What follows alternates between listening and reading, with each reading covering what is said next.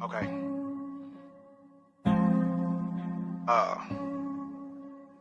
I'm a smoker. Don't talk smoke if you don't want to smoke. Still in the game like the coach forgot to come change them. Get them out the building, folks, we can't tame them. Put me in a room with a rapper you think famous, and I'ma see how ready he is to seek danger. I don't gotta lay in the snow to make angels. I get down, this James Brown a different angle. We don't gotta fuck with you niggas, so why you angry? Diamond, your people lied, you fool gazing. I scope that shit like sharpshooters. Your version of hard ain't really that hard to us. Put me in that water, I'm mimicking shark movements. Boss wood, I'm part human, part mutant. In the neighborhood, I'm willing to mob through it. And I kick it with the niggas that people to mark useless. I'm gon' ride and that's proven. I'm not gon' hide, I'm back shooting. Bang, bang, I take aim and bring pain. I'ma black out like light bills that ain't paid. I'ma max out and bust down the plain Jane for the culture. My mama told me the same thing, give me 17.5 for the t-shirt. How the fans act now, I gotta keep merch. Gotta sponsor the kid, it'll cost you a bit. All contracts gotta see me first. But get what? I ain't never signed that bitch. If you a master of your mind, better find that bitch. I'm a granddaddy, big chuck, recline your shit. If you got any more to say about the guys I'm with, I'm on go. The gas and the smoke I want. The cash in your last bit, I hope I won't. Niggas steady telling me to leave it alone. I did try, but nah, nope, I won't. I won't smoke for real. And that for anybody that mention a nigga name with a negative tone for real. You gon' make me pull up and bring to life everything I put inside a song for real. I've been pretty humble, but to think that I'm the one to play up under nigga wrong for real. My pull up game strong for real. I won't smoke for real. And that for anybody that mention a nigga name with a negative tone for real. You gon' make me pull up and bring to life everything I put inside a song for real. I've been pretty humble, but to think that I'm the one to play up under nigga wrong for real.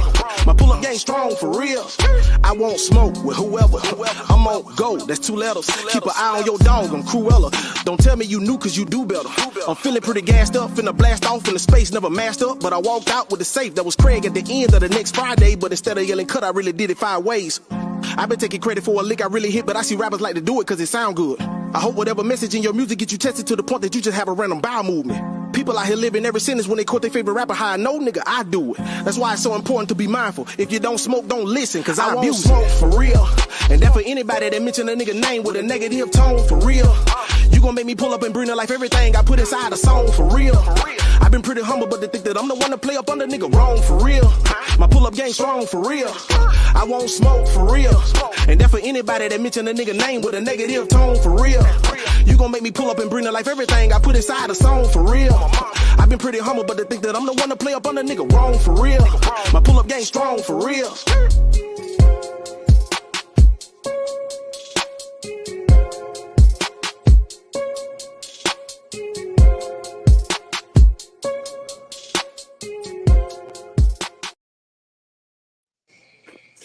All right, man. Welcome to just the Talkin' Shit Extra. Let me bring in my guest real quick. Extreme. All right, man. Welcome to Talkin' Shit Podcast Extra. I'm your host, Sia G. Let me get this audio right. Was it skipping on your end when the video was playing? No, sir, crystal clear. Yeah, okay. It's raining over here real bad, so I don't know. It was kind of skipping on my end. All right, man. Talking Shit Extra. New and improved. We're gonna revamp the show. So while we're in the process of getting everything together, I'll do a couple of extras, man. We're gonna interview a few people, talk about some of the things that's going on out here on the streets. I'm here today. Let you introduce yourself. I'm here today with BigHomie Toomer. BigHomie Toomer. All right, BigHomie Toomer. Tell them a little bit about yourself. Well, first, I'm gonna say this. I'm gonna be real with you. I didn't even know if I wanted to do the interview. I was sitting here vibing to that Bosswood. Yeah. Listen, hey, you got to get me in contact with that cat, man. I might want to use his music for some of my videos. Hey, I was ready to listen to a second track. I was like, oh, this boy riding for real. Yeah, he a real good dude. When I first started doing this, I reached out to him and I asked him about using his using that song for my intro, and he told me go ahead. He gave me the go ahead, and he told me he gave me the go ahead. and he came and he was my first guest on our show. So Good shit. I know he done moved to I think he done moved to California. Okay. Doing his music, but yeah, I'll get in touch when I'm pretty sure he'll let you use it. I'm gonna keep that intro for a while because I really I mess with his music. Yeah, I like that music. Let's see. Comment. Say he worked in the county jail. I was on the shit flow. He cool. So you know Devontae? Yeah, that's my man. That's about. Hey, look right there. I'm certified out here, man. Okay. I'm certified out here. Everybody know BigHomie. Okay. Tell him what BigHomie do, man. Well, listen, I go by the name BigHomie Toomer. Everybody know me in the streets as Toomer. I'm a recently retired law enforcement officer. I worked with Jacksonville Sheriff's Office for 20 years. 20 years? 20 years. Okay. I started when I was right at 19 years old. I never wanted to be a police officer, a law enforcement officer, none of that. I wanted to be a rapper. If anybody know me out there, I was in a rap group called Ill Block. Ill Block. It stands for Is Living Life Better Longer or Crucially Killed? Is Living Life Better Longer or Crucially Killed? Ill Block. And we started back in 93 through, I'm gonna say maybe through 99. And we was hot out here in the streets. We did shows through Florida, Georgia, but that's what everybody knew me for, and that's what I really wanted to be. But a couple of stumbling blocks came our way, and from there, I accidentally stumbled into law enforcement. I had a couple of family members that worked for JSO in human resources. And they said that they saw something different in me than they saw in my other family members and my friends that I was hanging around. So, like every black dude, I wasn't trying to hear that. My first thing was, I ain't trying to work for them. You already know. Right. So that was my mindset at a 17, 18-year-old, 19-year-old kid. I ain't trying to work for them, and I wasn't. But my family kept pressing me, and I finally went to go take the test. I actually failed a couple of tests, but because I had family members in law enforcement and in JSO, I kind of got favored. Okay. So I worked for JSO. After 15 years, I became a sergeant. Okay, hold on. Let's go back a little bit. When you you say when you first got into it, you from Jacksonville? From Jacksonville, Sherwood. Okay. Sherwood. Okay, so and Dunn Avenue, got to represent Dunn Avenue as well. Most of my family from Sherwood. Okay, so you out the hood and you went into law enforcement. What your friends and what they thought about it? Well, one thing about me, I was always a leader.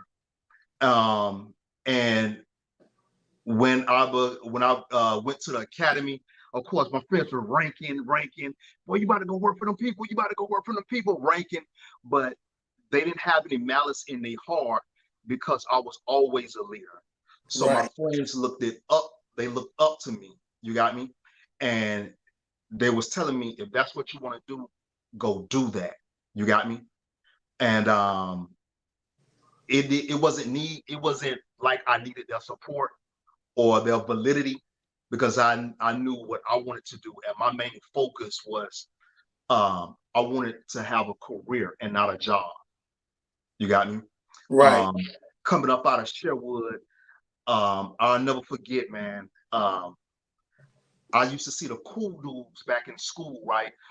The dudes that had all the girls, had all the girls were liking them, right? The dudes used to wear all the name brand clothes, shooting dice, all the cool dudes, right? I remember growing up, and them niggas weren't cool no more. They used to hang out at the corner store, Pick and Pay. That's the store in Sherwood, right? The corner store. Okay. Niggas asking me, hey, bro, let me borrow $1. Let me get $2 so I can go get me a beer. I can get me a Slicks. Well, let me borrow $10 from you. You know I'm good for it. And in my head, I was like, damn, this used to be the cool nigga. Yeah. You know what I'm saying? Where did he go wrong? Where did he go wrong in life? Even with the females that we should try to holler at, the baddest females in school. I remember going to several parties when I was young, and I seen those same females playing their nose. Right. Playing with their nose and doing some other stuff. You got me? That I couldn't believe. It really messed me up in my head. And I was like, God damn, they really lived a fast life. I said, well, what made me different from that? I don't want to be cool. You got me? Right. I don't want to be cool. Whatever they was, I don't want to be. You got me? So I made it a point of mine, a mission of mine to be the opposite of what I seen. And that's what made me go ahead and make my decision to say, you know what?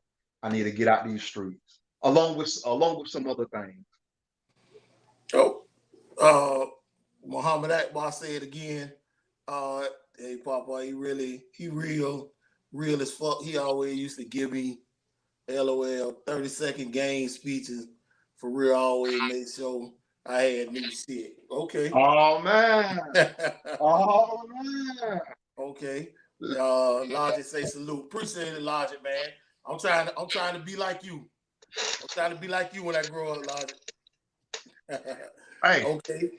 But can I say something else real quick? Yeah. Go ahead. Another thing that made me want to decide a career and join JSO, and I gotta say this to your followers because there's some real shit right here. Remember earlier I was telling you about the rap group I was in, right? Right. So me, my homies, we grew up, it was 3 of us. I'm not gonna name any names. It was 3 of us. Grew up since, I'm gonna say 6th grade together, going to Sherwood Forest. Coming up through First Coast, became young men together. So we tight. Everybody knew not to fuck with us. They knew who we was at First Coast. Anybody watching this can verify. We wasn't the boys to be played with. Quick story what happened. And this what made me open my eyes. The main thing. One of my partners, I'm not gonna say his name. It starts with a C. I'm just gonna say C. He influenced another one of my partners to go rob Subway off of University Boulevard. You know, across from where Plush is? Right. Now, the partner that he influenced, he wasn't no street dude. He wasn't hard or nothing. He was just a good ass dude. The dude that you like to have around because he always joking. He always make everybody laugh. He lighten the situation. He used to always have the females used to love him because he was just that type of lighthearted dude. Right. But my friend C, he influenced him to go rob this Subway, right? I never forget. They went in there. They robbed the Subway off University Boulevard.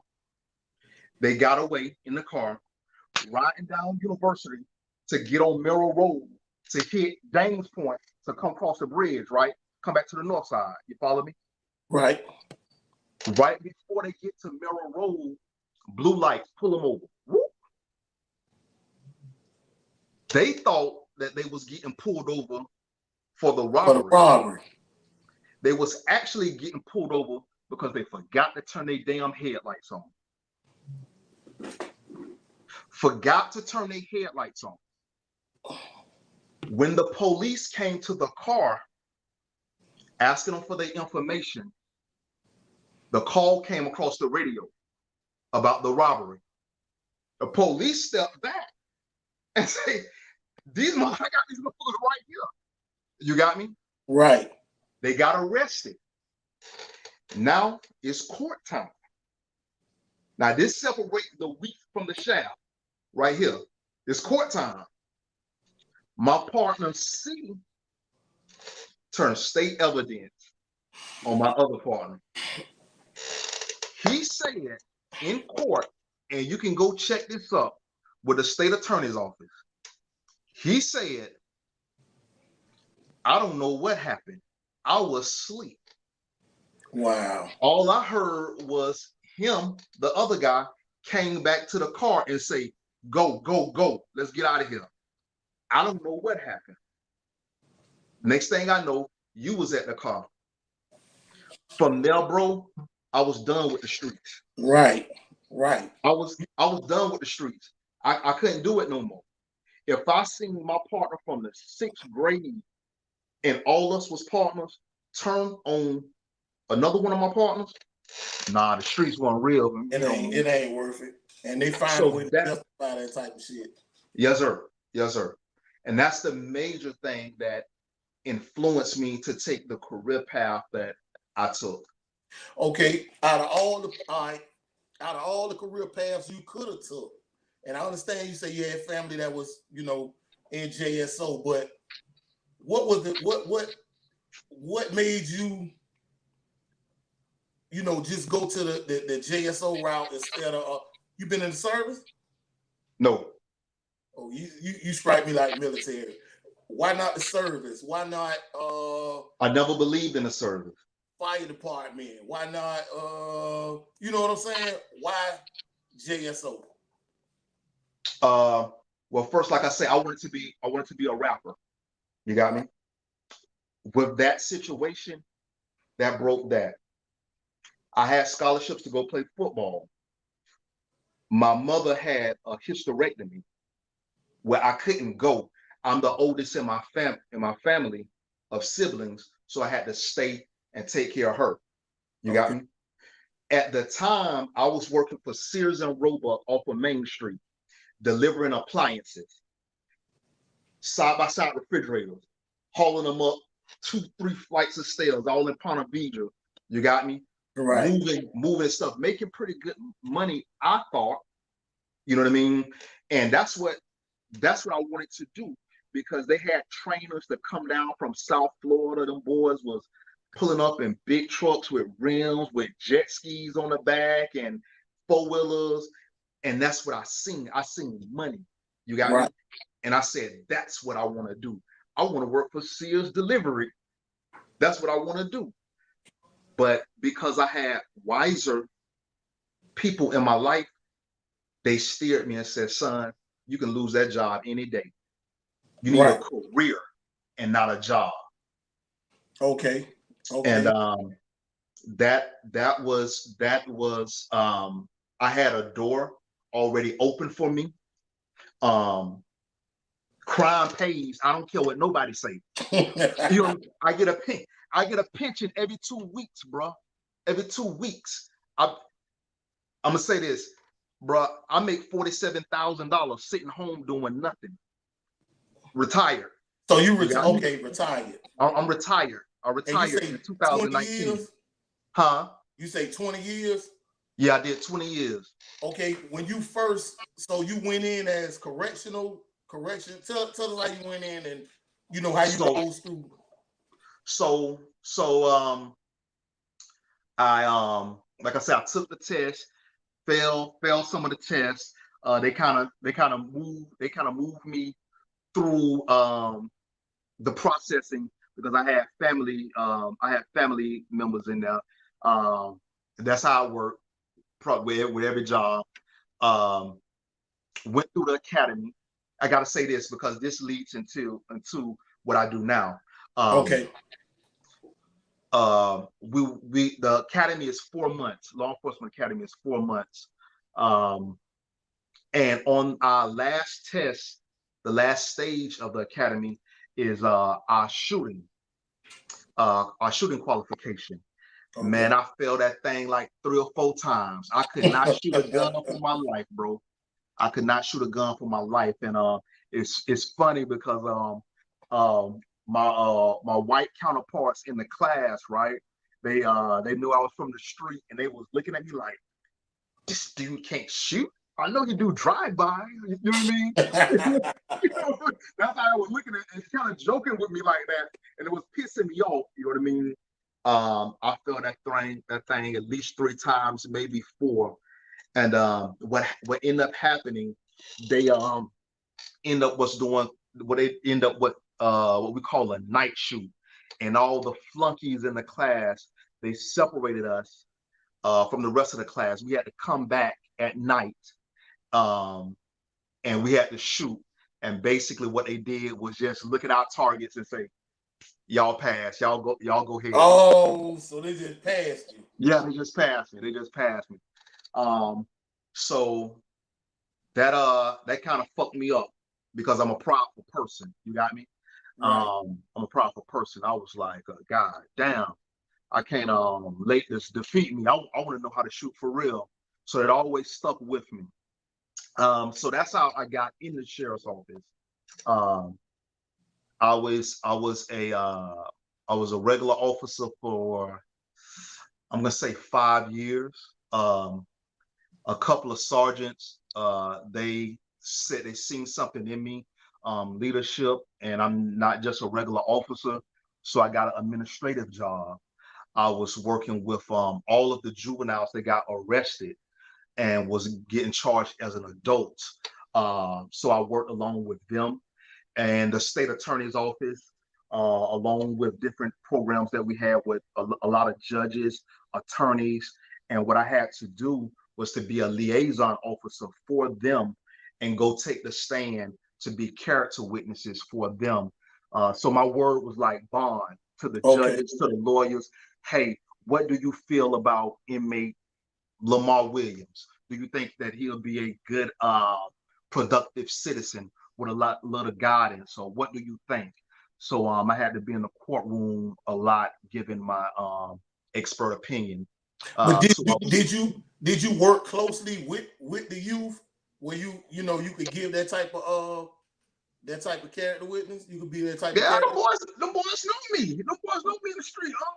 Man, listen, I can rattle off names, man.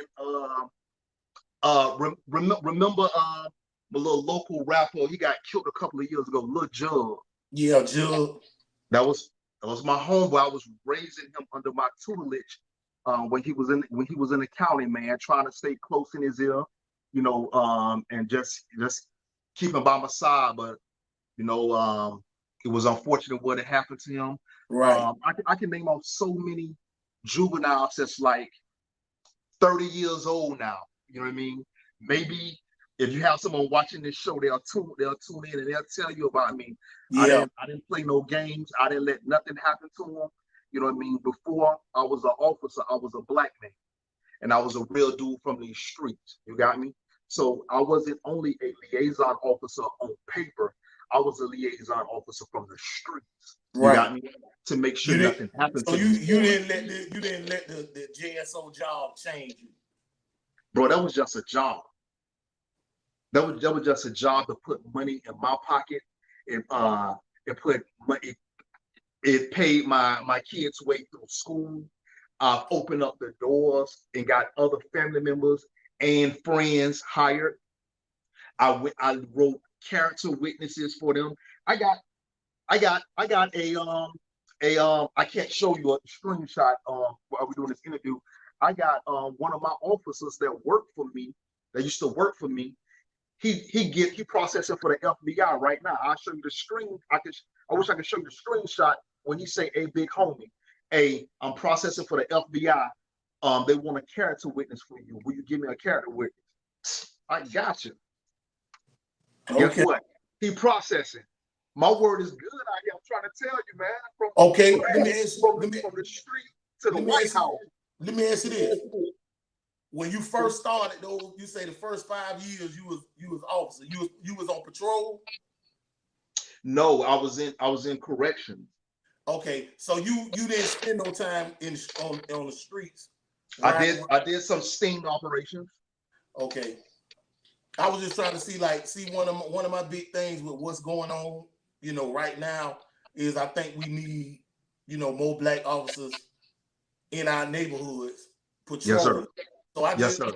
it would have been good if I could have, if you was on the street and you could have, told us how I interacted. I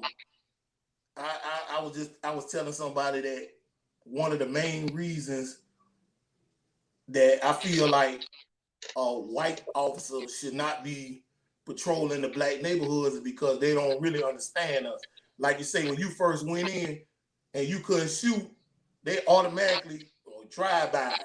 So they already got these thoughts in their head that they don't know. They don't know most black people, we talk with our hands. Yeah, we're very expressionate people. Right, and the more excited we get, the more we go to doing this. And that seemed to lead us getting shot. So if you I can't saved somebody's life like that, man. like with moving. Yeah. I saved somebody's life in the jail like that. In the jail. A little guy, I won't name no names.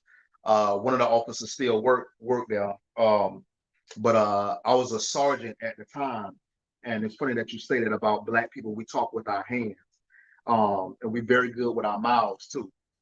And it was a little inmate, young guy, maybe 20 years old, and he was going back and forth with a white officer, right?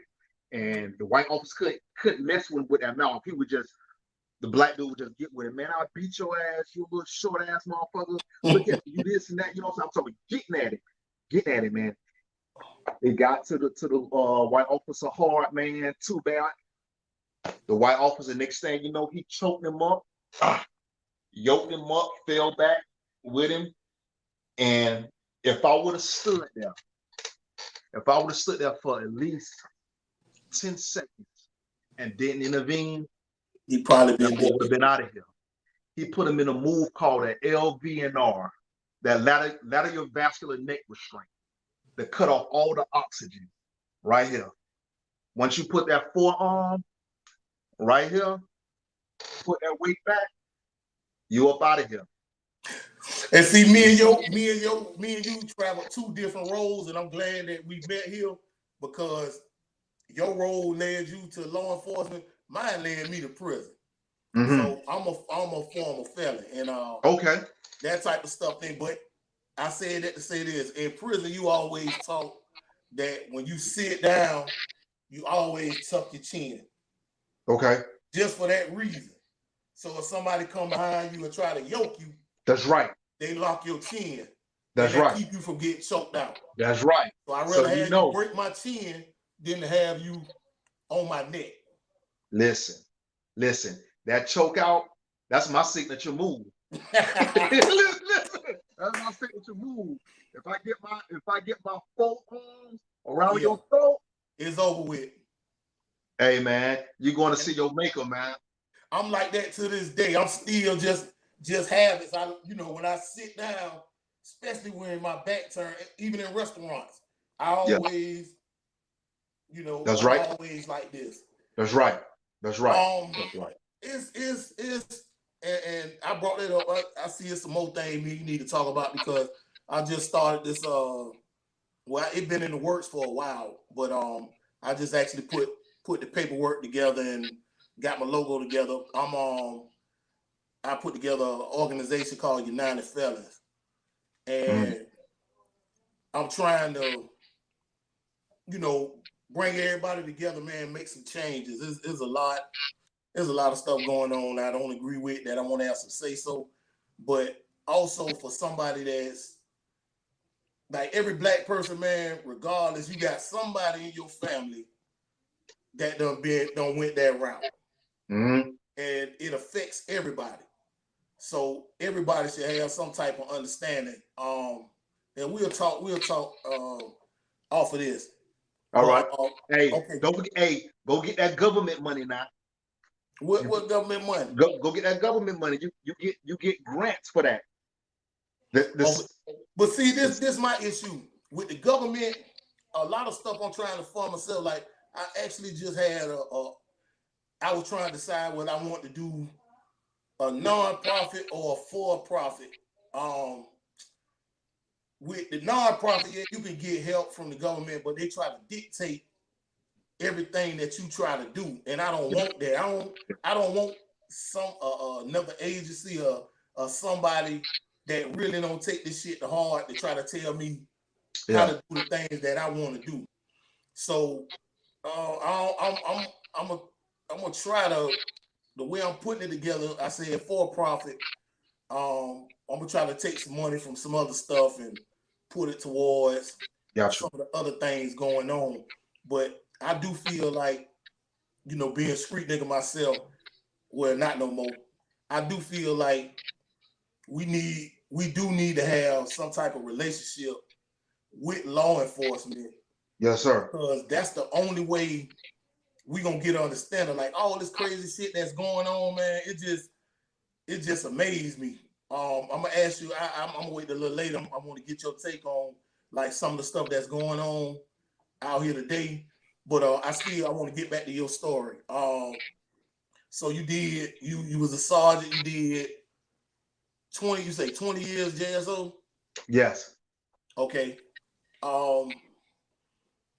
Any incidents during your career that you know would have put you in that type of bind? You ain't got to like go into real detail, but was you ever faced with any incidents where you had to what they call the blue wall of silence, where you had to choose between one of your coworkers and something that you know was wrong, they did that you know was wrong?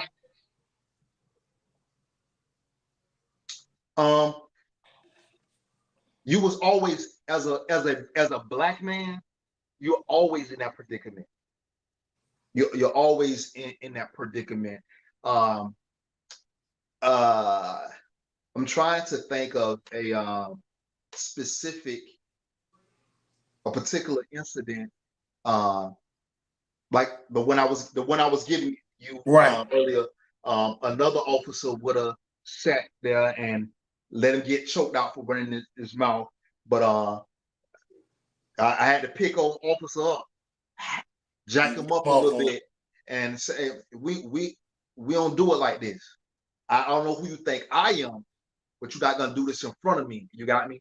And then I had to write that paperwork. And that's what I was gonna ask you. Even with like a lot of times, even you may have an officer on the scene that they notice officer doing wrong, and they may put a stop to it. But when you go back and you say, "Well, hey man, he hit me while I was cuffed, or he choked me," officer such and such was standing right there, and they go ask him, and he be like, "Well, I didn't see it." You know what I'm saying? Yeah, that happens all the time because nobody want to get put in a situation. You know what I mean? No officer wants to get put in a situation when you're talking about internal affairs, when you're talking about you going through oral boards, when you have attorneys, judges, higher law enforcement officers, the public sitting on boards, and they're reviewing your actions. Nobody want to get put in that situation. You got me? So officers usually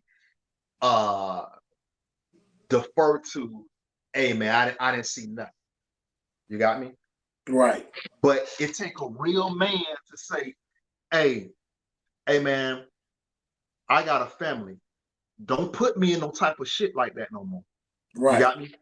Don't put me, I don't know if you value your job and your family, but this is how I eat. You got me? Don't put me in no type of situation like that, or it's gonna be me and you. And I don't care about being no whistleblower. You don't feed my family. You got me? So you have to let your nuts hang and be able to tell somebody that. And once you do that, you really ain't not gonna have no problem. It's kind of like, you know, like being in prison. When somebody try you and you put your foot down, and it ain't going like that. Oh, you stole my commissary? Oh, we gotta strap off.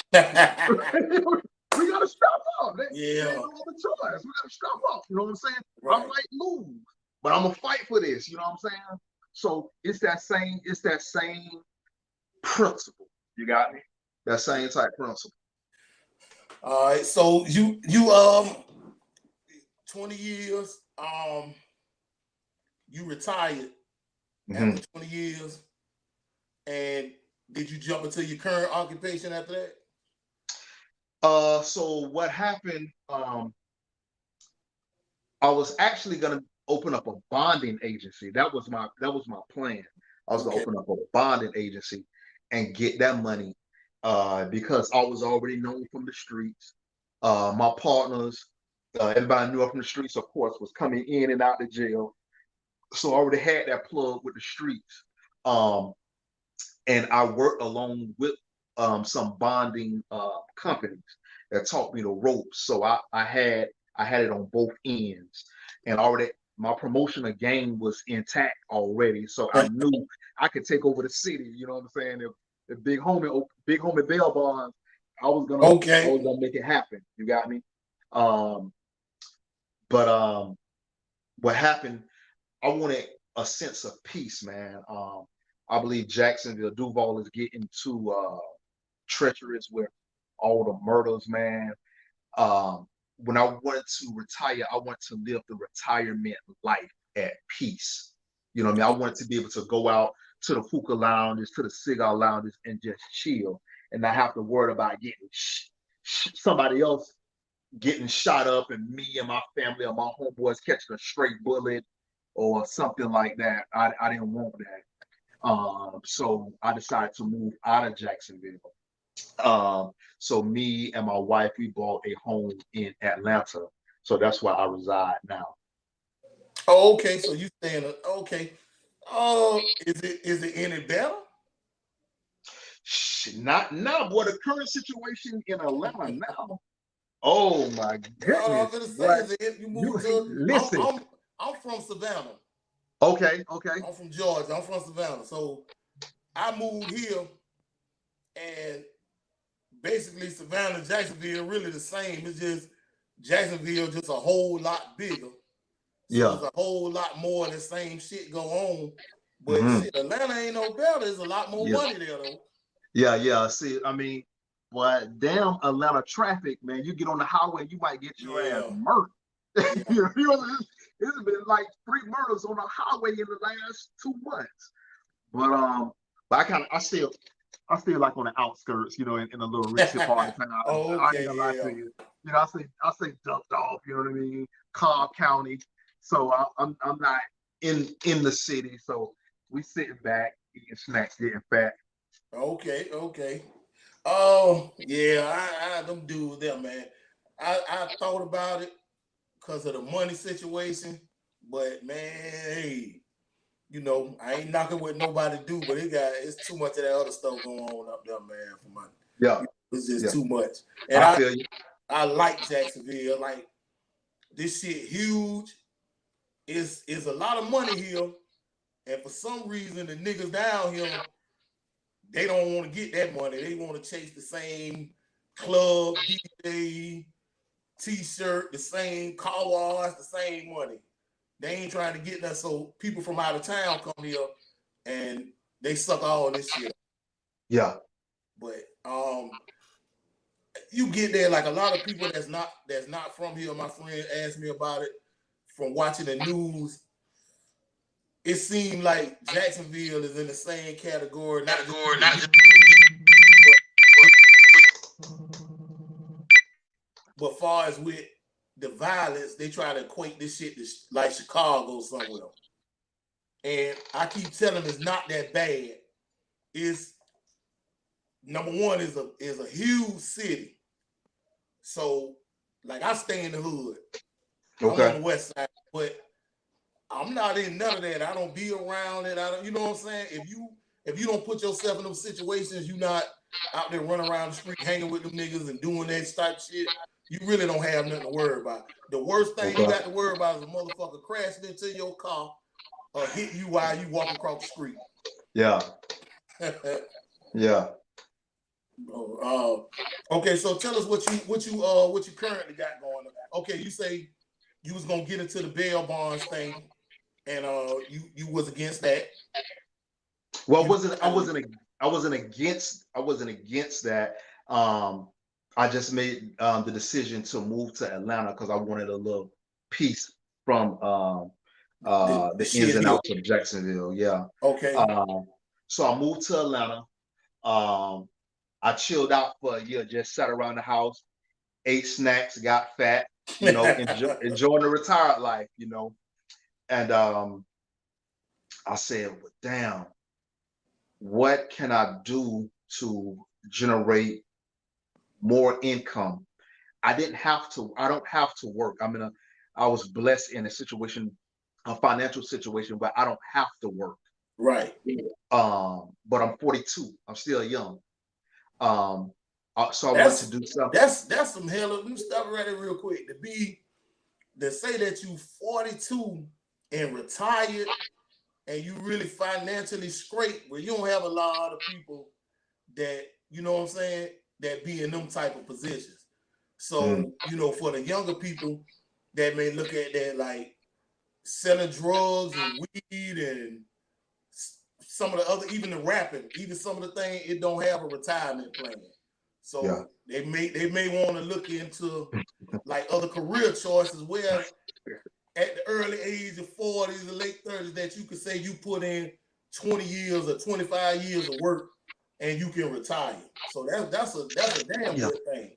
Hey, most definitely. Hey, it's a book. I want to plug a book. It's called Trickonomics. Okay. Trickonomics. And it touched on what you just said. One of the quotes out of the book is say the same 5 years that you invest in going to prison, those same 5 years you could have invested in somebody's college or in your craft and became a millionaire. Those same 5 years. Guess what? And this is something I always tell somebody. 10 years of prison arguing about who the best quarterback, who got the best sports team, who the best rapper, and all that type of shit. Could have took a medical book, sat down, studied it, and knew more than what a doctor knows. The only thing they would have had more than what you had is the experience of actually doing it. But you could take that time to sit down and learn. Like I did the arguing back and forth. I did the sports all day, keeping all the stats and stuff. And I'm gonna tell you a quick story. My sister gonna watch this on YouTube, so she'll say so. But what led me to the path I'm on today is me and my sister got into an argument in the visitation room about prison rules. And during the argument, she said that I told her she can't come here and tell me how to live, just like I can't come out there and tell her how to live. But anyway, during the argument, I actually said, she told, I don't remember how it came about, but she told me that if not for her, I wouldn't have a place to live when I got out, which was true. After I sat down and thought about it, which it was true. Like if not for my mom or not for my family members or somebody, and you get out that situation, you really don't have a place to go. But at the time, I said, I know she may laugh, she may not. But I said, man, I'd rather sleep in a motherfucking trash can than lay in your house. And that's just how I was. But I went back to my room and I sat down and I was like, man, it got to be, I got to find some way to show her I don't need her or I don't need nobody. So I sat down, I went to looking at what I'm entitled to once I get out, which was a nothing but $25 check and a bus ticket to wherever you want to go. So I'm like, damn, so you got all these niggas with these, got this paperwork like you supposed to get SSI. Nigga, you can't get Social Security if you ain't worked in your life. You ain't built up enough points for it. You could get the play mental health and get a check for that every month, which don't be nothing but what, $300, $400, $500 a month. Plus you got to take the medication, so you fucking yourself up. I wasn't finna do that. So it just led me to like, man, what can I do to get money? So I started looking at like different books. I started listening to different people conversation that had businesses and looking at stuff that people was doing out there, man. And you know, I ain't in the best situation, but you know, I'm proud of the route I done took, the road I'm on. And next few years, man, I plan on retiring. Yes, sir. Yes, sir. But we need more people to think career-wise instead of just the fast dollar. Correct. All right, so go ahead. I ain't meant to interrupt you. Go ahead. No problem. So after that, I got into when I was working for the sheriff's office. My area was the cool area. Everybody used to come to my area and hang out. That's where all the officers used to come. It was like the social area. And what happened was a lot of white guys was coming to my area, and they was talking about guns. And I used to tune in because they were saying things that I was not, that I didn't know. They used to talking about you need this particular type of bullet to kill a deer, or if you want to snipe somebody from 800 yards, 800 football fields away, this is the particular bullet that do that. Or if you want to shoot something from 300 yards away, you need, if your gun is zeroed in for 100 yards, you need to hold the gun higher and different ballistic stuff. And I'm like, what? You need different guns to do this. You need different ammo to do this. This ammo hold this amount of gunpowder. I was like, damn, this shit is a science for real. You know, like it's weaponology for real. And I've always been attracted to science. And I'm like, damn, I didn't know none of this. You know what I mean? So I was going back to the hood, talking to my homeboys about it. And of course, they didn't know either. So I was like the man, like coming back, taking knowledge from the sheriff's office, giving it to my homeboys. We discussing it. And I'm like, damn, I can make some money off of this. You know what I mean? Right. So that always stuck with me. So when I retired, when I moved to Atlanta, of course, I had a collection of guns and kept buying them. And I was like, hold on, man. I don't see a lot of us. I don't see a lot of Black people with FFLs being able to sell guns. Every time I go to a gun show, gun shop, it's a white guy selling me a gun or whatever. Where's our representation in this circle? So what I did, I looked up how to get my FFL, applied for that, got my gun license, and started selling guns. When I started selling guns, that took off. And I said, well, hold on. A lot of Black people buying guns, but do they actually know how to use these guns? I mean, everybody can load your weapon, point it down range, and shoot. Everybody can do that. But do you know how to clear a room? You know what I mean? If you come in a room, do you know how to clear a room? Or if you're out in public, do you know how to engage multiple targets? You know what I mean? Eliminate that threat. Who do I need to hit first? You got me? Where do I need to hit them at? How do I shoot from under a car? How do I take cover? How do I take concealment? All these things. Do we know how to do that? And the answer is, when I ask myself, no, we don't. So hold on. Keep your thought. So what's a you say FFL? FFL. Okay, what's that? Federal firearm license. Okay, so you can actually sell guns, right? Bruh, I just popped off 3 guns in between 12 o'clock last night and 9 o'clock this morning when I went to go get a haircut. Well, I'm gonna ask you the same thing I asked another guy that I sell guns like bricks. Look at my Facebook. But where is the big store, Black owned firearm store, man? Okay, so watch. I'm funding this with my money. right? With my money. I just started last year in August. You got me? I just started, so I don't have a brick and mortar. Right. I'm booming out this is my office right here. I can turn the camera around. This is my office. I'm booming out of my office. It does not make sense for me to go get a brick and mortar building where I have to pay insurance. You got me? I have to pay the rent. When I go buy a shitload of guns, they just sitting on the walls and they depreciate every day that I have them, that people not buying them. That doesn't make sense. You got me? So what I do, you know, I make posts, and people see those posts, or people hit me up and say, hey, I need this. And I say, I got you. Give me an hour, give me a day, depending on what they're looking for. So I'm actually making money and saving it to open up that store. Okay. So I was just curious. I wasn't knocking it, but I was we're gonna get to it. We're gonna have a store. We're gonna have our own gun range. We about to have that's one of the things I was talking to them about too.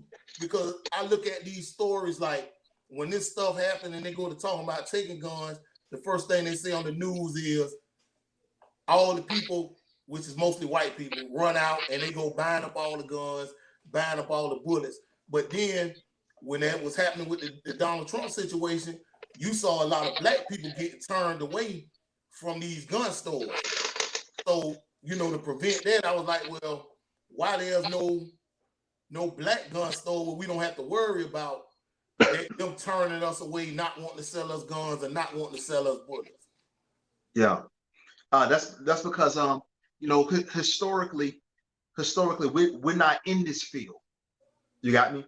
We a small part of a part so small you can't even see it. You know what I mean? Under a microscope. That's what we represent in the gun industry. You got me? But now we're changing. You got me? The tables are turning. They're turning slow, but they're turning, and that's where I found my niche. You got me? Yeah. I don't have the comments on it. Okay, we got this on the Talking Shit extra page, but then I got it screaming to my one of my personal pages and the YouTube. So a comment from Betsy Lowe. I missed one of her earlier comments. We're gonna go back to that later because she wanted to know what was your view on neighborhood policing. But she just said e-commerce is the new brick and mortar, which is, you know, basically that's true. So okay. Yeah, she's right. So you got your, you know, you got your federal license, and yep. So I got my federal firearm license. So I start selling, and of course when people us black people, when we first seen that, when I posted it and I was selling, and it was like, well, first when I was telling people I was gonna get it, it was like, well, you black, you can't sell no guns, man. No white people gonna have you this and that. That's what we do. Oh really? Oh, have you tried? Or do you know anybody that tried? Don't worry about it, because I'm gonna try. So I end up getting that. They was telling me, man, you can't sell guns on social media. You can't sell guns on social media. But I can display guns on social media. If you like it, you can hit me up. Right. You got me? So I just started showing my collection of guns, and people was hitting me up, and I was selling. And after that, like I told you earlier, I said, well, people are buying all these guns, but do they know how to tactically, and that's the key word, tactically use these guns? So after that, I went to go get my firearm training certificate. So I had to go through a class, got my firearm training certificate, posted that. That post went crazy. And I started training black people how to use guns. And most particular, females. Right. I always say that the black females is the most unprotected species on the planet. The most unprotected species on the planet. So I wanted to cater to her. Single moms, all of that, because she's raising, unfortunately, she's raising our boys. Right. You know what I mean? So by uplifting her, I'm uplifting our men. So I wanted to cater to the black women specifically. So I start posting, and start catching on, posting funny stuff, making people think, and people was hitting me up. I was getting calls from every time I come to Jacksonville. I don't have time to see my family because I'm so booked with training people. You got me? I can't even, my family basically have to come to the range with me to see me. So I start getting booked. Of course, I stay booked up here in Atlanta because it's predominantly black. So that's why I'm here today. So I took what I sat by the door, the spook that sat by the door, another book that y'all need to read, or movie that y'all need to see. The spook that sat by the door. I was the spook that sat by the door in the sheriff's office, took that knowledge back to my people, and gave it to our people, and here I am now. Okay, so question with that. I'm on I also work for a gun company as well, and I build guns for that company, that particular company. Okay. All right. Okay. So you building guns? Yeah. I build guns. Okay. I build guns for Glock. That's good. Okay. So I'm on that too. I was trying to push that too because I feel like they always say the black man need to protect the black woman, and I actually think is reversed because most of the black men are convicted felons, and we can't legally own a firearm. Mm-hmm. So I feel like it's the black woman really, we need them to protect us because when the police run around on us and they pulling out guns and you unarmed, I mean, hey, shit get crazy. Like you say, they raising our sons. Most of them are single. Most of the times when that racist shit kick off is racist white men targeting a female that's by themselves. They don't run up on black men with that shit. They catch black women or weak black men or kids and do that unless there's a whole gang on. But how? This is a question I have. Conversation I've been having with somebody. How young is too young to start teaching youth about firearms? How young is too young to teach a youth how to drive a car? Well, I mean, legally, what it say, 15? It is no legal limit to teach a youth. Well, they can get licensed. Well, to get a license, you need to, I believe in Florida, you have to be 21 to own a handgun. Okay. You got me? In Georgia, you got to be 18. You got me? So the rules are different. But to train, you don't have to be no age. My son was on, I post videos on my page.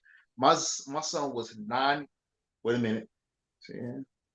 My son was 9 years old when I first introduced him into guns. I have a 6-year-old now that I'm introducing into guns. I leave guns around my house, unloaded, of course, because I want them to see guns are like shoes around my house. You might trip over one because you're getting used to it. You understand what I'm saying? When you used to something, it's not a big thing to you. Right. It's not a big thing. But when you hide stuff from someone, that's when it becomes a mystery. Make them curious, yeah. Yeah, it make them curious. You know what I mean? It's like almost being a relationship, you see a young lady you like, and you're like, damn, I want to get with her. You know what I mean? You're curious about it. Then when you get with her, you're like, oh, she ain't shit. You know what I mean? This ain't nothing. So I want my kids, and I want your kids, the people out there, kids, to have that mentality. This ain't nothing. Get educated on it. You got me? You don't have to leave guns around the house like I do. But you need the education on it. But like I say, in my home, my kids trip over guns because they like shoes in my house. So it's no mystery behind it. But to answer your question again, it's no particular age that you can start training your child to use a gun. It's all about the maturity level. That's what Bessie said. She said, when they show maturity, while she say white men teach their babies at 6 with BB guns. So what's the youngest? She say, my brother started his boys in elementary as he was teaching them about repairing cars. Congrats. What's the youngest age that you have taught somebody gun training? My son, 6. Okay. What about outside of your son? 10. 10. Mm-hmm. Because I done had that conversation with somebody. It was like they don't want them with guns, learning, playing with guns. But my thing was, shit, they sit on the video games. It's not playing with guns. Yeah, but that's what they said. You got to change the language. You got to change the language, and the mind state is not playing with guns. It's getting educated on guns. And once she or he changed their mind state, then it becomes different. And that's crazy because, like I said, well, they on video games all day, acting like they shooting everything move. Blasting on these video games all day. Yeah. That's all they do. So, why not teach? I was actually trying to put together shit, you in Atlanta. I was trying to like get a women's group together to do classes together. But I had started mentoring some youth, and I wanted to do that too. So maybe one of these trips that you come back down here, I could set it up and get together, and you could you could talk to them about it, about gun safety. Run it. I'm down. Another thing, we discussed that I want to see about is I want to try, once the show get back started, I want to do a segment with you where you can actually, come on maybe once a week or every 2 weeks or whatever you decide, and give a few pointers and on certain guns and all. So you work for Glock, or do you favor Glocks? I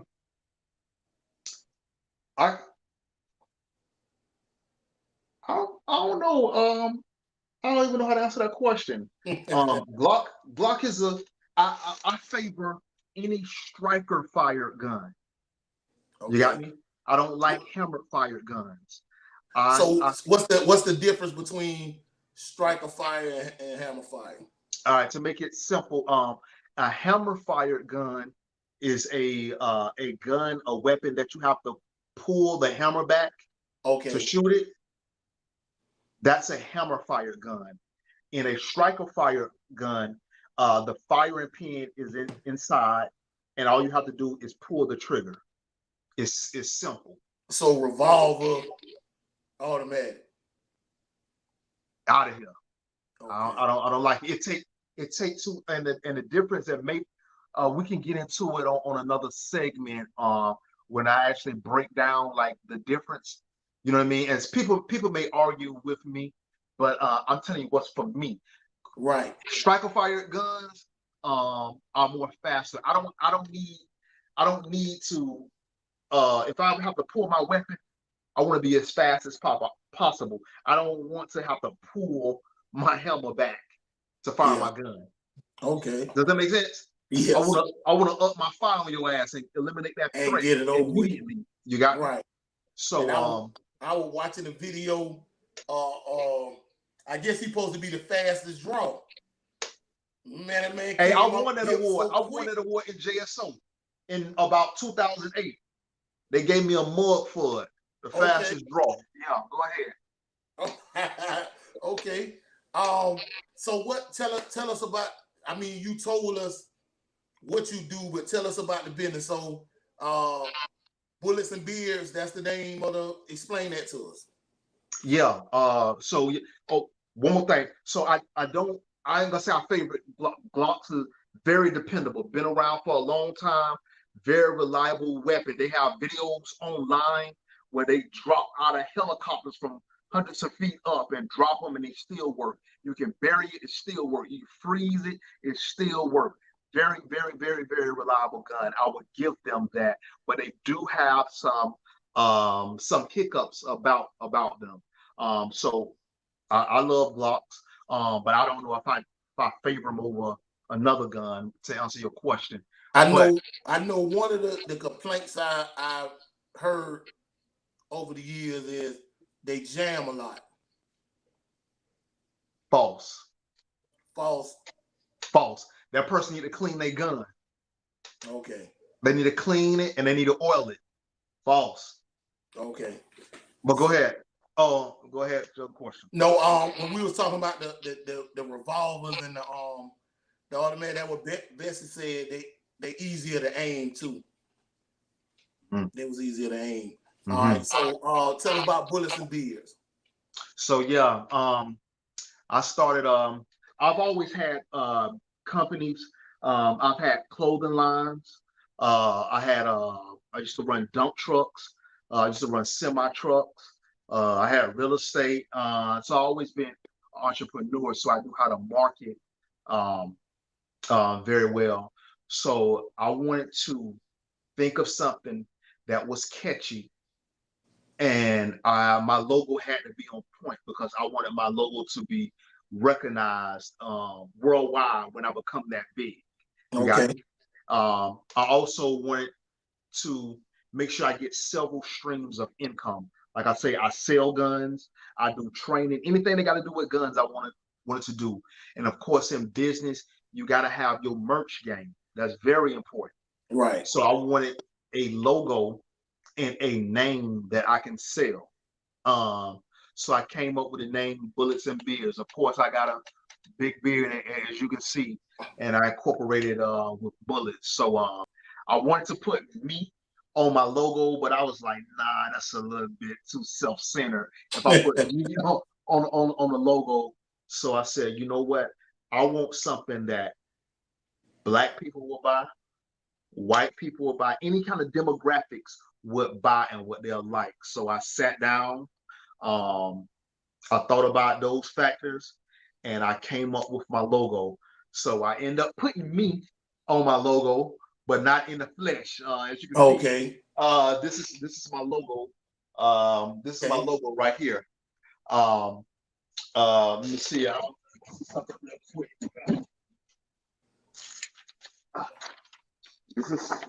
This is my logo. Okay. Yeah, I like that. Bullets and Beers. So anytime I'm in the street, I'm always got my hat flipped up. Of course, you see the beard or whatever. So I actually put me on the logo, and I made it kind of dope that I think to incorporate everything together. Once I put that logo, once I drew up the logo, gave it to my graphic designer. He ran with it. I posted it, and immediately people will say, do you got shirts? Do you got shirts? Do you got shirts? And I was like, you know what? I do have shirts. And they start catching on. So I start selling shirts to male, females. It was in the wintertime, so it was hoodie season. So my hoodies just they took off. And like I say, all demographics, white people, Asians, Mexicans, Black people, they were just buying them up, man. And I think I sold more merch than I have sold guns. You know what I mean? Oh man, so, yeah. Well, I mean, the yeah, logo, so, the logo is fire. The yeah, I logo is appreciate that. fire, bro. And This is my new line right now with the gold teeth. with the gold teeth in it. I'm a Florida boy, so I had that. Yeah, I had to throw that wall in there. that's So fine. the gold teeth just came out. We doing that for the spring and for the summertime. So we got a couple of other designs. So you got all colors. Yeah, I got any color you want. I got you. Okay, I got Anything that the black logo can go on, I got it. Okay, yeah, I'm gonna have to get me I'm gonna have to get me something. I'm bearded too. I ain't got the guns. Yeah. Yeah, I'm Yeah. gonna represent. I'm gonna represent too. Where can they get the Bullets and Beard shirts from? Yeah, so you can go is it just the shirts, or do you have other merch too? Oh, hold on 1 second. So I'm going to give you a special debut and exclusive. I haven't even released it yet because I mess with you. I haven't even put it on my Facebook, my Instagram, or nothing. I'm gonna give you an exclusive. But hold on, it's too hot, man. This for the summertime. This for the Florida boy. Them tank top, boy. Them tank top, boy. The tank top. Hey, and get what? And guess what? Yeah. So that's what we doing for the summertime. I'm bored all founded out, man. All founded out, man. Yeah. So it's sun's out, guns out. You feel me? Sun's out, guns out. Put these fans out. Listen, I already got them. Oh, hold on. Let me see. Hold it up again. Hold that up again. Let me see something.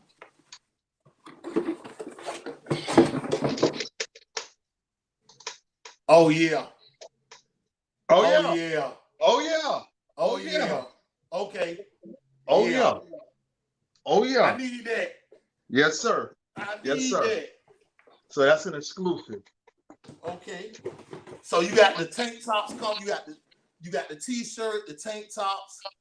The hoodies. I got some shorts. You feel me? Okay. I got some shorts for my Florida boys. What about hats? I'm trying to get my hats. I'm trying to get a patch that I can put the hats on, because the way that my logo is designed, it's kind of difficult for embroidery. So I'm trying to get my patches to so I can actually put them on hats. So but they come into. Okay. All right. Well, I even got stickers. Okay. I even got stickers. Everybody buying them up for me. They put them on their cars right now. Put them on the cars and stuff. Okay. Yeah, I'm gonna have to I'm fuck with you, man. I'm gonna have to get me old Bullets and Beards package put together, man, so I can do something and promote. Where can you get it? So you can go to bulletsandbeards.bigcartel.com. That's bulletsandbeards.bigcartel.com. And I have some items up there that you can just purchase, and hey, come straight to your door, man. Okay, bulletsandbeards.bigcartel. Yeah. When you see that brick come, when you see this package come, you know it's official. Oh, you got it on the bag too? On the bag. It's about marketing and promoting. You got me? So when you see this thing come stuff, this brick come, you know it's me. It's official. All right, man. We got to get these Bullets and Beard. And listen, you ain't gotta have a beard either. You don't got to. So don't think because you ain't got no beard, you can't rock the shirt now. Yes, sir. Come on now. Bullets and Beards, black owned. Yeah, I love the logo, bro. I love that. I appreciate you. So I want to go back real quick, and Bessie wanted to know earlier about the neighborhood police and how you felt about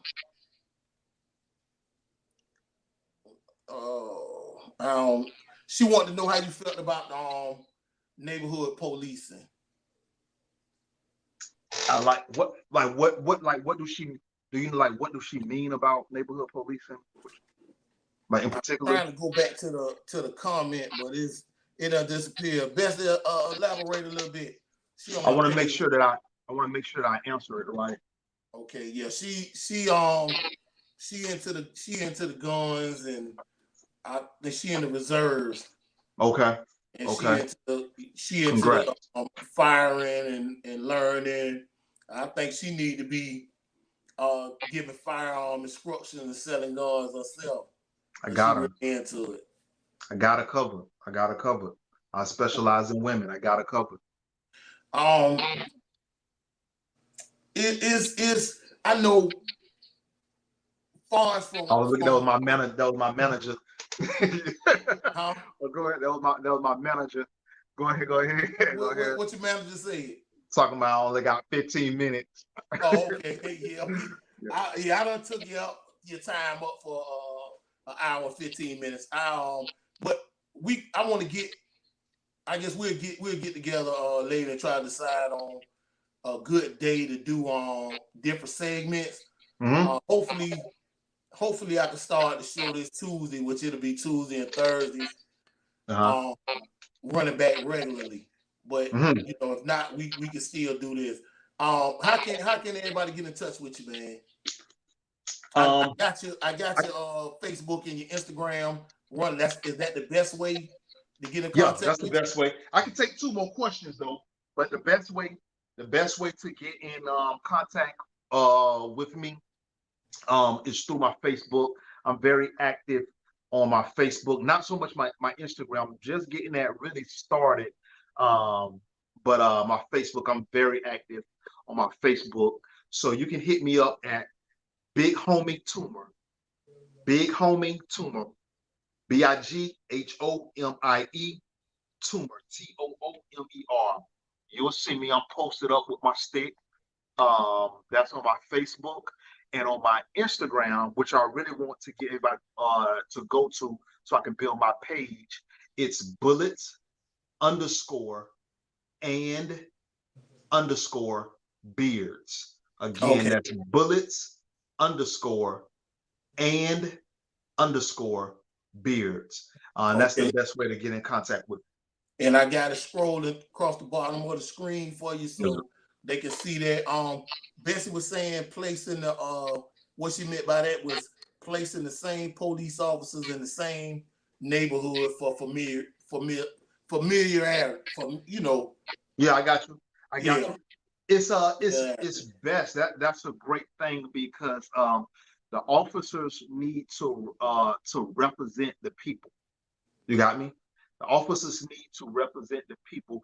It does not need to be a culture shock for an officer coming in trying to police the people. You got me? You have to know how these people talk. You have to know how these people walk. You got to know, like you were saying earlier, these people talk with their hands. You got me? You got to know that these people always cursing, but they're not mad. You got me? And when we get excited, we get loud. Yeah, we get loud, but we don't mean we mad. Right, we ain't even mad. Yeah, we ain't even mad. You got what niggas do. That's just what niggas do. You got me? That's what we do. And you have to understand that. You got me? You have to understand the wants and the needs of those people. You got me? Right. Not only that, you have to be an advocate for those people because as an officer, your job is just not to lock that community up. You got me? You are a liaison officer in between the community and the state, the city. You got me? You need to be a representation of those people. So just imagine this, right? Imagine this: an officer that police a certain neighborhood, right? And he's always wicked to that neighborhood. What if that neighborhood just decide one day we're gonna pull together? We know where that officer eat at all the time. We know where that officer go park his car under a tree all the time and sleep. You know, we know everything about this officer. What if that neighborhood turns on that officer? How often do that happen though? Even with, see, my thing is this. One of my arguments was, I feel like if you're gonna continue to put white police officers in these neighborhoods, then they need to park their cars and actually walk these neighborhoods. Riding through in the neighborhood. I feel that.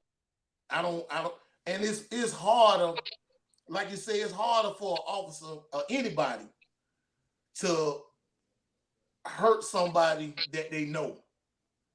You know what I'm saying? If you know, if you've been in this neighborhood, I'm just gonna say 6 months, you see the same people every day, whether they're cursing you out or talking shit to you. That's right. You know this person. Right. And if something did happen, I don't think you would be as quick to pull your firearm and shoot this person as you would what you just riding through. That's so right. I feel like they should get out them cars and walk. Now I will say this, you know, they use the fact that you know, like you said, the neighborhood could do this and that, but honestly, how often do you hear about a citizen doing something to a police officer besides cursing them out? Yeah, not much. Even when they kill somebody unarmed, they'll go down there, protest and burn up buildings and do all that, but it's very rare you see somebody attack a police officer or do something. I don't think, I mean, it's possible it could, but I think the chances are so low. But guess what? The same way they ride through the neighborhood, 2 cars deep, 4 officers in a car, let them walk the neighborhood, 4 officers, 2 together. You know what I'm saying? I don't think it would happen like that. Yeah. I'm with you. I believe in you should know the community that you're policing. You should know and I think Nat Glover back in the day, he got those officers out of cars. He got them inside of the communities like Hilltop, Cleveland Arms, with the little police substations. Got them out on bicycles so they can start being a part of the community. Right. But most definitely, I'm with you. I believe that officers need to be a part of like you don't have to be black to patrol a black area, but you have to know how to effectively communicate with those people that don't look like you, that don't act like you, that don't necessarily speak your same language. You have to effectively know how to communicate. That's almost like taking me going to Taiwan, and I'm going to be I don't know if I'm saying it right, a Taiwanese police officer, and I'm talking about patrolling the streets. I don't even speak the language. Right. You know, I don't even speak the language. It's a culture shock. I may put my hands on someone talking, not in a violent manner, but just talking, and that may be against their culture. Right. I may have offended someone. You got me? I may speak to a woman first before I spoke to her husband, and they may offend someone. Them. Yeah. You know what I'm saying? But I was just being natural. I was just being, you know what I mean? I have to know the culture, and that's how I feel about it. Know the people that you are policing. Know the community that you are policing, and it'll make your job better, and it'll make you more effective officer. That's what I believe. And that's just like I was telling somebody about an incident out here in these apartments I stay. There's a lot of Hispanics, and it was an incident one night, and I walked down there just to see what was going on. Bunch of Mexicans getting into an argument and all this. 5 police cars pulled into these apartments. Not near one of them could speak Spanish. That didn't make no sense to me. I was like, well, damn, don't none of y'all speak Spanish? So they had to call for somebody, and that's all. That's a lot of what this neighborhood is. So why wouldn't you have Hispanic officers patrolling this neighborhood? That don't make sense. You know what I'm saying? So, like Bessie said, that was a great point. It's not about race. It's not about race, but to me, is again, a black man understand a black child. We don't look at somebody walking around with a hoodie over their head as they out to no good. That's what they do. That's what they do. You got young dudes be wearing hoodies. It be 100 degrees outside. These niggas still got hoodies on. My son. Yeah. So you can't, when you got to be familiar with the people you policing. Right. I know that's one of the things I want to try to push too. Like I said, I'm gonna try to get this organization going, man, and try to affect some change down here. And I'm definitely gonna be talking to you. My homeboy Carlos Brown said he gonna cop some of that merch too. Cop that. I appreciate it. Cop that. Okay, I'm gonna let you go, man. I don't want you to get in no trouble with your manager. But we gonna definitely get back together, man. Let me know, when you want to come on and start working on these segments and getting this thing going. And I'm definitely, like I said, I'm gonna cop some too, man. I'm encouraging everybody, whether you see it now or you see it later, man, to cop some of this merch, man. Fire logo. Yeah. Fire logo. Yeah, all baby. Right. Duval's on. Yeah.